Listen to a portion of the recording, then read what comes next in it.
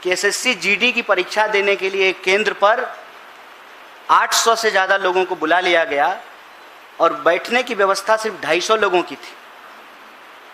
जो शिक्षा मंत्री, जिस देश की सरकार एक परीक्षा नहीं ठीक से करवा पा रहे हैं, आप बताइए कि एक साफ सुथरी परीक्षा के बिना, इस देश में ईमानदार गुरु के बिना हम विश्व गुरु कैसे बनेंगे।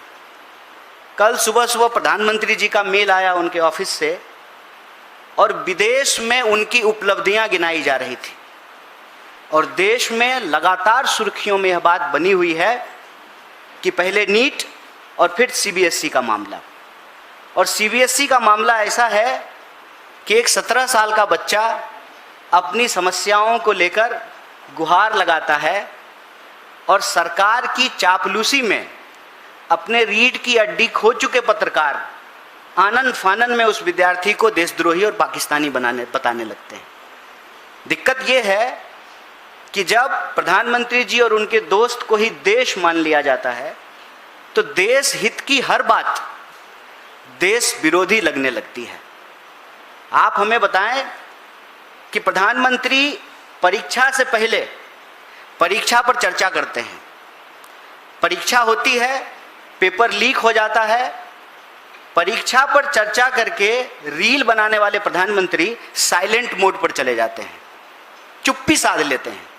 एक शब्द उनके मुंह से नहीं निकलता है कि ऐसी क्या मजबूरी है कि एक अयोग्य शिक्षा मंत्री को आप शिक्षा मंत्री बनाए हुए हैं। साहब, वो आपके ही कैबिनेट के मंत्री हैं, ट्रंप नहीं है कि 45 डिग्री में आप कांप रहे हैं उनसे इस्तीफा लेने में, उनको उनके पद से हटाने में। ऐसी क्या मजबूरी है? आप पिछले 2 सप्ताह के घटनाक्रम को देखिए। नीट का पेपर लीक होता है और पेपर लीक होने पे दलील ये दी जाती है कि पूरा पेपर लीक नहीं हुआ है। पूरा पेपर लीक कब होगा? जब क्वेश्चन पेपर न्यूज़पेपर में छप के आएगा। व्हाट्सएप पे क्वेश्चन पेपर घूम रहे हैं, पहले उसको दबाने का प्रयास किया गया, फिर स्वीकार किया गया कि पेपर लीक हुआ है, फिर पेपर उसको कैंसिल करके दोबारा पेपर कराया जा रहा है। 1 महीने के भीतर 20 लाख से ज़्यादा विद्यार्थियों को फिर से नीट का एग्जाम देना है।